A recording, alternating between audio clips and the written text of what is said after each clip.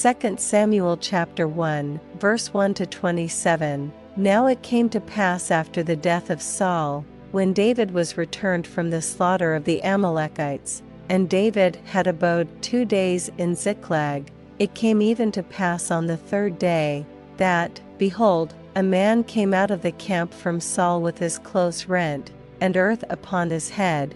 And so it was, when he came to David, that he fell to the earth, and did obeisance. And David said unto him, From whence comest thou? And he said unto him, Out of the camp of Israel am I escaped. And David said unto him, How went the matter? I pray thee, tell me. And he answered, That the people are fled from the battle, and many of the people also are fallen and dead. And Saul and Jonathan his son are dead also.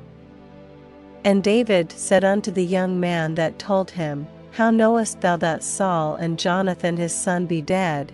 And the young man that told him said, As I happened by chance upon Mount Gilboa, behold, Saul leaned upon his spear, and, lo, the chariots and horsemen followed hard after him. And when he looked behind him, he saw me, and called unto me. And I answered, Here am I. And he said unto me, Who art thou? And I answered him, I am an Amalekite.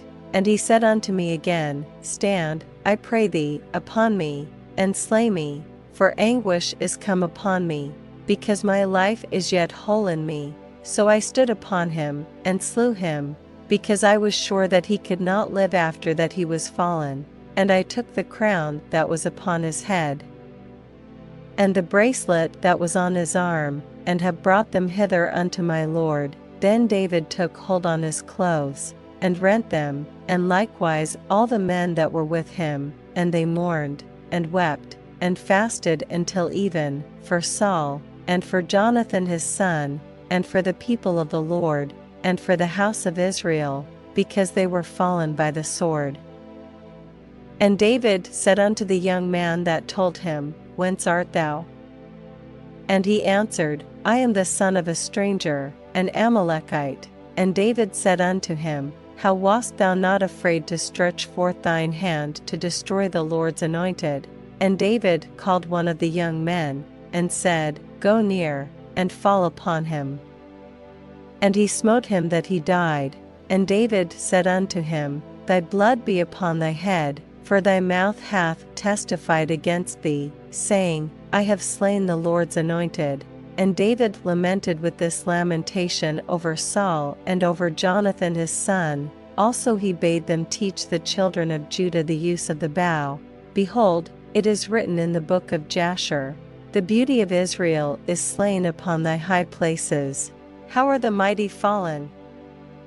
Tell it not in Gath, publish it not in the streets of Askelon, lest the daughters of the Philistines rejoice, lest the daughters of the uncircumcised triumph. Ye mountains of Gilboa, let there be no dew, neither let there be rain, upon you, nor fields of offerings. For there the shield of the mighty is vilely cast away, the shield of Saul, as though he had not been anointed with oil. From the blood of the slain, from the fat of the mighty, the bow of Jonathan turned not back, and the sword of Saul returned not empty. Saul and Jonathan were lovely and pleasant in their lives, and in their death they were not divided. They were swifter than eagles, they were stronger than lions.